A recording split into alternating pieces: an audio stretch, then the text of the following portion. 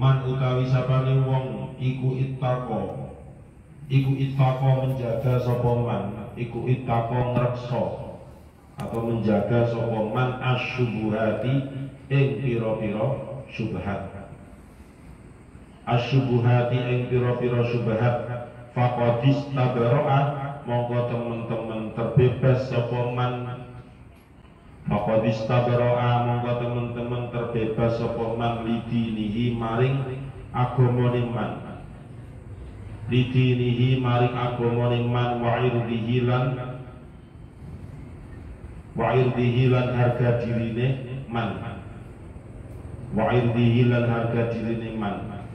Wa man utawi sapane wong iku waqa'a tumiba sapa man fi syubuhati ing dalem pira-pira syubhat.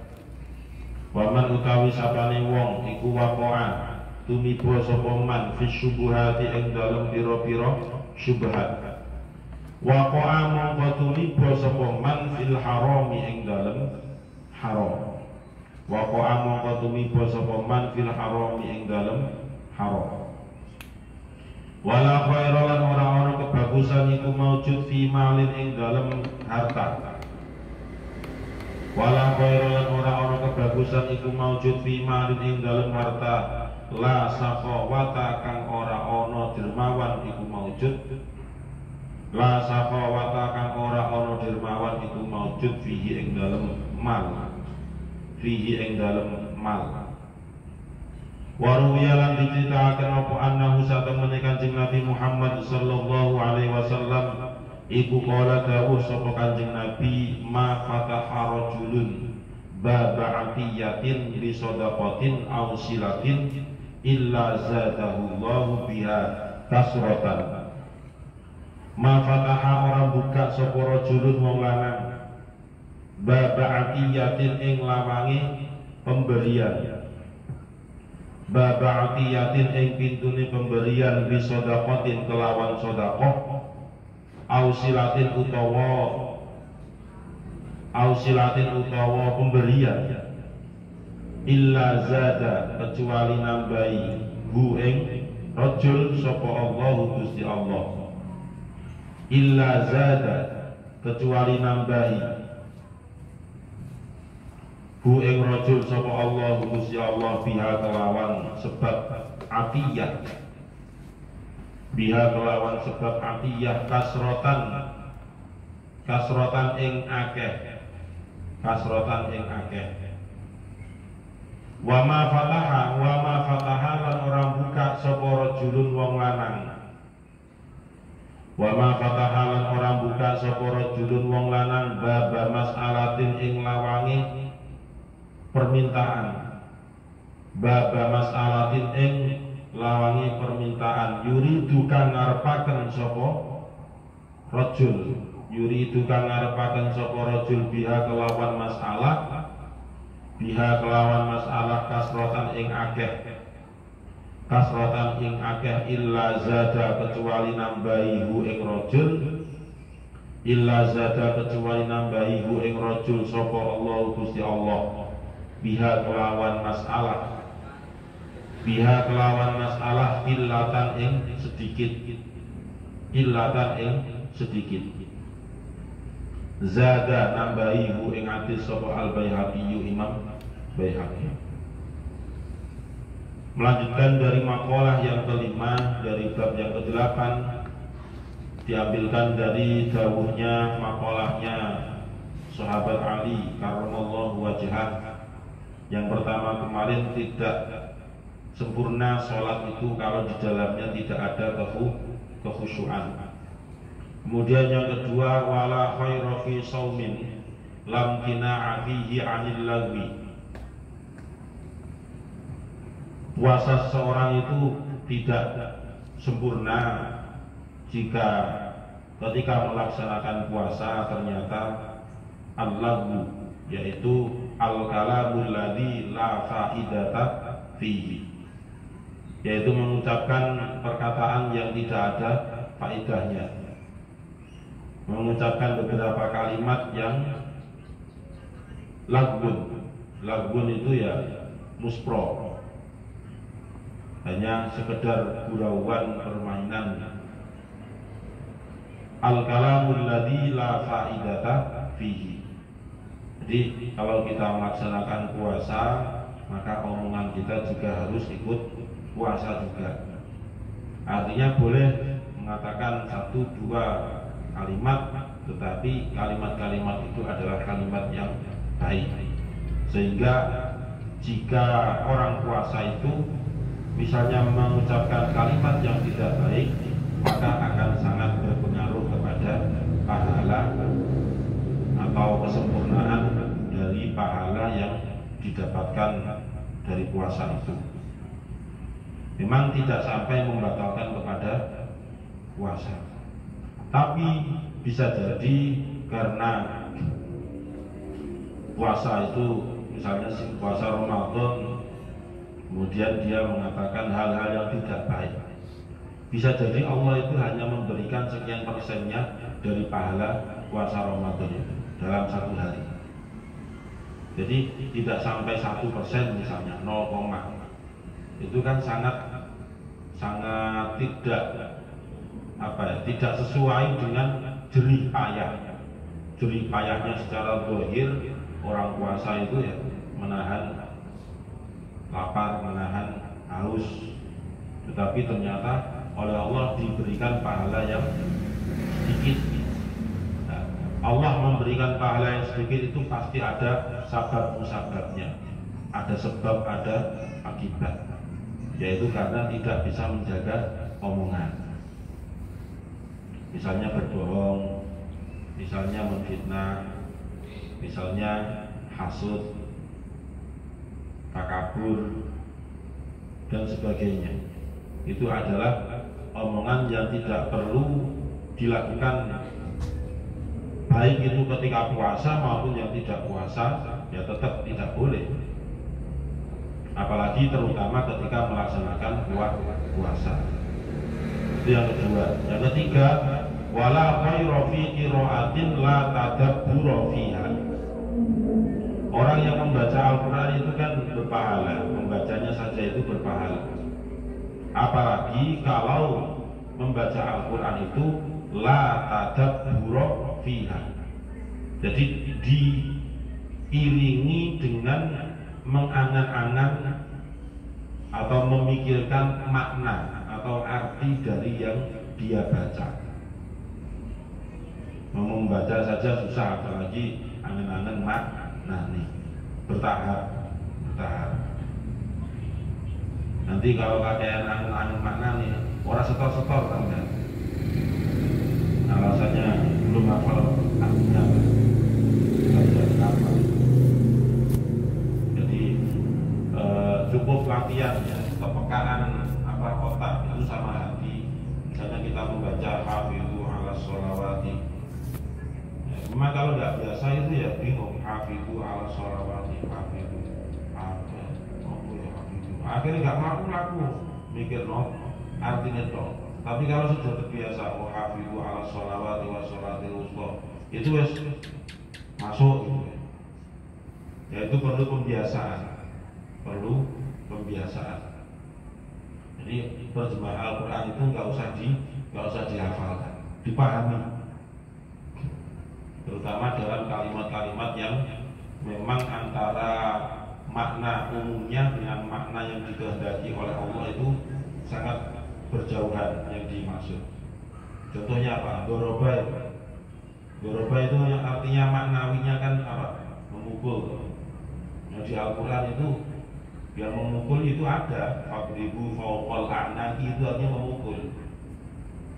Tapi di sisi lain Allah itu membuat daraballahu masalan 'abdan mamlukan wa daraballahu masalan qaryatan kanat aminatan mutmainnatan, dan fadrib yang kalimat-kalimat lain doroba itu ternyata artinya tidak memukul, tapi membuat perumpamaan. Nah, berbeda. Doroballahu masalah Allah, doroba mukul sebab Allah Gusti Allah, masalah yang perumpamaan tidak nyambung. Tapi doroba gawe sebab Gusti Allah masalah yang perumpamaan. Allah membuat perumpamaan. Wadrib lahum masalan ashaban qaryah. Itu dilihat artinya memukul atau membuat tamsil atau membuat perumpamaan. Nah itu contoh tadabbur kecil-kecilan ya seperti itu. La nadhara fi ahkamiha, tidak mau tahu tentang hukum-hukum yang dikandung dari kalam atau firman Allah yang dia baca.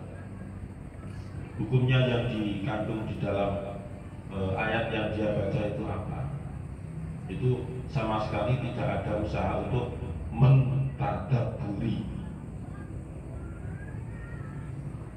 Wala khaira fi ilmin, yang keempat, wala khaira fi ilmin la wara'a fihi. Tidak ada kebaikan di dalam ilmu la wara'a fihi, jika orang yang mempunyai ilmu itu tidak bersikap wirai.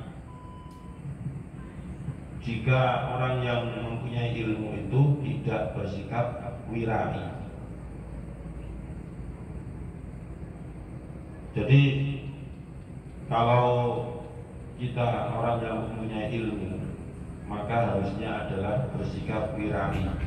Lah wirai itu bagaimana? Yaitu imtina anis syubhat, menjauhi segala hal yang berbau syubhat yang belum jelas antara halal atau haram. Wal muharramat, apalagi sampai kepada keharaman, jangan sampai dikonsumsi, jangan sampai dipakai, jangan sampai diakui haknya. Jelas-jelas itu sudah haram. Jadi itu yang dimaksud dengan wirai. Orang yang berilmu itu harus wirai. Wirai artinya apa? Menjauhi segala yang syubhat dan meninggalkan segala yang haram. Itu namanya wirai. Karena di dalam hadis dijelaskan manik taqos syubhat, barang siapa yang takut dengan hal-hal yang syubhat. Takut itu kan banyak cara, di antaranya menjauhi, tidak pernah mengambil ketika itu syubhat, barang temuan dijarno, ya sudah bentuk dari ittaqa'as syubhat. Faqad istabara li dinihi wa irdihi, maka sungguh agama dia dan juga harga diri dia itu tetap aman, tetap terjaga. Orang yang menjauhi syubhat, barang atau sesuatu yang belum jelas antara halal atau haramnya. Wa man waqa'a fi syubhati waqa'a fil haram, barang siapa yang dia mengitari berada di sekitar lingkungan yang memang syubhat, maka lama-lama dia itu juga akan terjerumus kepada keharaman. Istilahnya 75% yang namanya asyubuhat itu sudah masuk ke haram. Belum 100%, tapi ada kemungkinan itu adalah tidak haram, tapi sangat kecil kemungkinan tersebut. Itu asyubuhat. Orang yang sering memakan atau mengkonsumsi barang yang syubhat, yang belum jelas antara halal dan haramnya, maka lama-lama dia itu akan memakan barang yang haram. Sudah terbiasa karena dilatih ketika sudah di syubhatnya itu. Nah gitu ya. Misalnya masalah timbangan itu kan harus timbang. Wa lil mutaffifin alladzina idza qalu 'alan nasi yastawfun wa idza kaluhum aw wazanuhum yukhsirun. Jangan merugikan. Kalau menimbang kemudian merugikan itu termasuk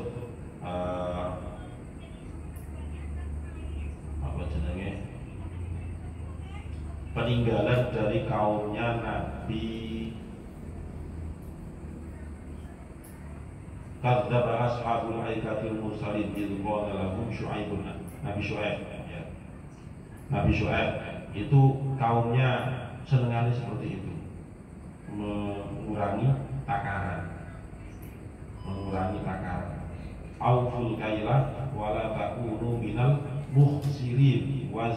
bil qistosil mustaqim. Nimbang bil qistos dengan adil, al mustaqim sing jejeg, sing lurus. Itu kalau sudah terbiasa dikurangi, maka akhirnya kan menjadi haram. Kalau sudah sering seperti itu, terbiasa. Jadi dia salah itu merasa dirinya tetap benar. Nah itulah kita dituntut untuk lebih hati-hati terhadap yang namanya asyubhat dan juga al-muharramat. Asyubhat dan al-muharramat. Tapi kalau di kalangan kita ya kadang semuanya ikulah sarung digawe moro-moro sing duwe goleki kaono. Tapi kan bukan untuk dimiliki, hanya diambil manfaat beberapa hari ke depan gitu. Nah, saya repot kan kena sorot video baru terus ibu keluar. Ayo dikembalikan, ayo.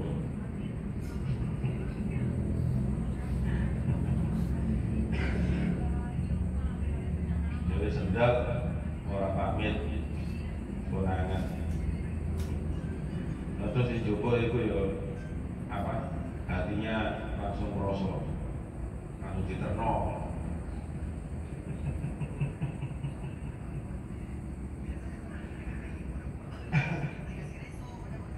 Saya kemarin azan subuh itu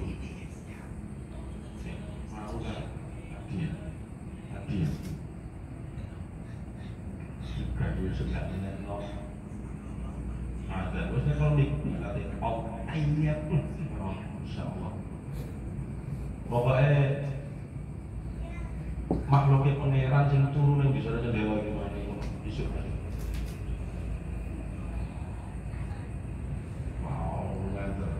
subuh sobo gak ngarang lagi asli video langsung saya Allah gak pernah jujur makhluk Tuhan ya tidur di bawahnya ya tempatnya hadir saja ayat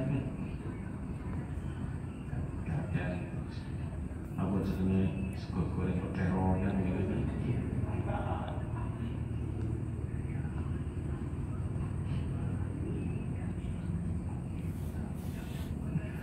Nah, masuk ada misu kan moro bae piye acuh.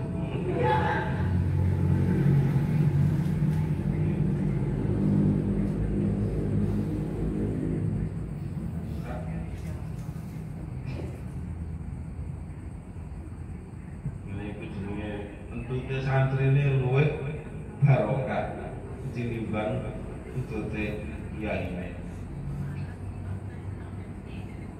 Delok proyektor anter nek. Sapa tuh?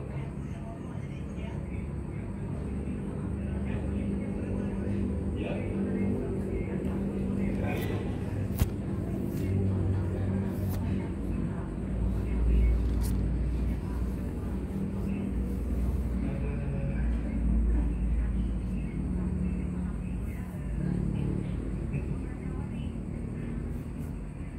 Menggambarkan apa ya masa kecilnya agamnya ya seperti itu.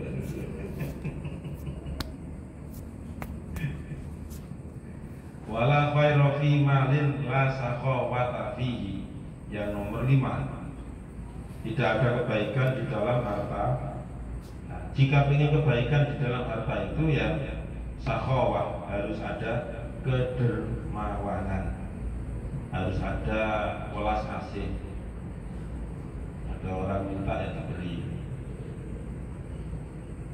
ada orang butuh bantuan untuk membangun ya dibantu, membangun tempat ibadah, membangun lembaga yang sifatnya untuk li'ilahi kalimatillah, untuk menegakkan kalimat-kalimat Allah, untuk menegakkan syariat Allah, ya, dibantu. Karena kalau dikembalikan ke hadis Ma fataha rajulun itu orang yang sering membantu seseorang itu pasti akan illa zadahullahu biha kasratan. Allah akan memberikannya dengan yang lebih banyak lagi. Tapi kalau wama fataha rajulun baba mas'alatin ternyata tidak memberi.